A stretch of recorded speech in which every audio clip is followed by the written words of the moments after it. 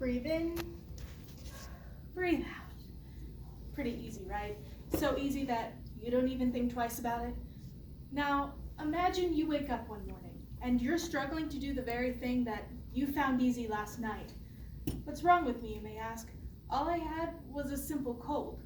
You go downstairs and tell your parents and they rush you straight to the hospital. And the doctor utters the one word everyone fears: polio. Then the doctor takes you into a room filled with huge robot-like contraptions and he places you in one, and you are able to breathe without doing a single thing. You, like many others in the polio epidemic, are in an iron lung. The iron lung, although archaic, was a huge medical advancement, as it helped people when they thought they could not breathe or live no longer.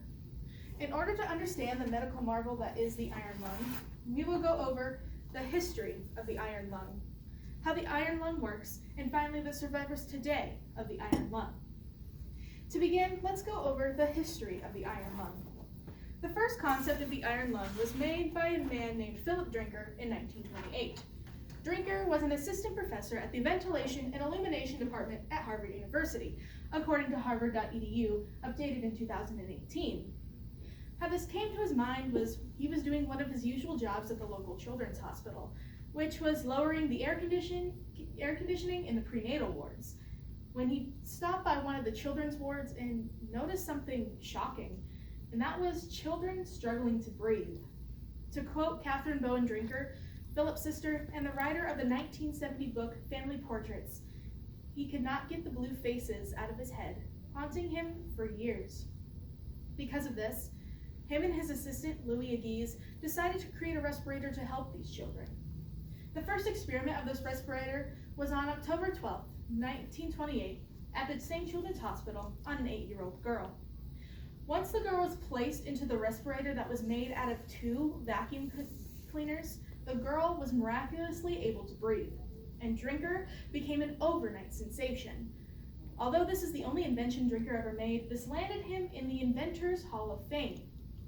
Drinker's iron lung could hold a man up to 6'4" and 225 pounds. Over the next decade, a man by the name of John Emerson decided to enhance Drinker's respirator. How he did this was he made it way less and cost-effective. After hearing this, Drinker was outraged and sued Emerson for patent infringement. During the trial, Emerson questioned Drinker's own ownership of his machine, saying that he had devices in his respirator that had been patented since the 1800s. And he's also quoted saying that medical machines that help save people's lives should not be patented.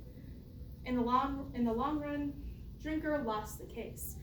Not only that, he lost ownership to his own machine. Although the outcome for this was not great for Drinker, we now have the widespread use of these machines in one of the worst epidemics in American history. Now that we know the history of the iron lung, let's go over how exactly the iron lung works. For reference, I will be using the Emerson respirator, as this is the one most commonly seen and the one used during the polio epidemic.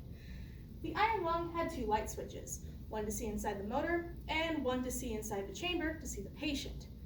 But the one thing that's different with the Emerson respirator as opposed to the Drinker respirator is that it had ports on the sides to access the patient without exposing them to the outside world. At the top, there was a gauge that measured how many breaths per minute a patient took, which was usually 12 to 20. What's different with the iron lung as opposed to ventilators of today is that iron lungs use negative pressure. How the iron lung works is when the pressure in the chamber is less than the pressure inside the lungs would then seek to expand, acting like a vacuum force. This causes the person to inhale, and vice versa for exhaling. In both devices, at the top there was a handle, so if the electricity ever went out in the hospitals, the nurses would have to manually pump in air for each person. Those that were in the iron lung were only in there for 10 days to 2 weeks, as this was the time it took to recuperate after having polio. Unfortunately, there is some cases where it was longer. For those who never recovered from polio, they would have to stay in the iron lung for life. According to a Kansas City Star article copyrighted December 21st, 2018, By 2004, about 15 people were still in an iron lung. By 2014, only about 5. Out of those 5 is a woman by the name of Mona Lillard. Mona Lillard contracted polio on September 21st, 1953, on her 5th birthday.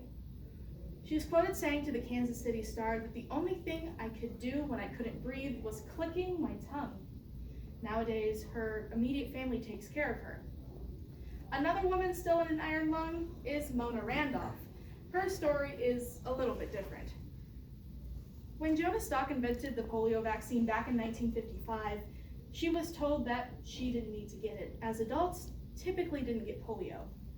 Unfortunately, at 23 years old, Randolph did contract polio. But fortunately for the gifted piano player, she was able to live without an iron lung up until the 1970s. Nowadays, her husband and her son take care of her. Out of those 5 still in an iron lung, the most famous is a man by the name of Paul Alexander. According to a Dallas News article copyrighted January 15th, 2019, Alexander contracted polio when he was only 6 years old. He claims that his parents knew exactly what was wrong with him. The reason why he's so famous is that he went to law school in an iron lung. He also was a practicing lawyer. He also wrote a biography about himself with a pen in his mouth on a typewriter. He is quoted saying to the Dallas News that for all my life, I have been told that I am crippled and that I need help. But to me and my parents, I was none of those things. I was just me. As you can see, the iron lung doesn't stop people from doing amazing things. Today, we talked about the history of the iron lung, how the iron lung works, and finally the survivors today of the iron lung. The iron lung, although archaic, was a huge medical advancement for its time, as it helped people when they thought they could not breathe or live no longer.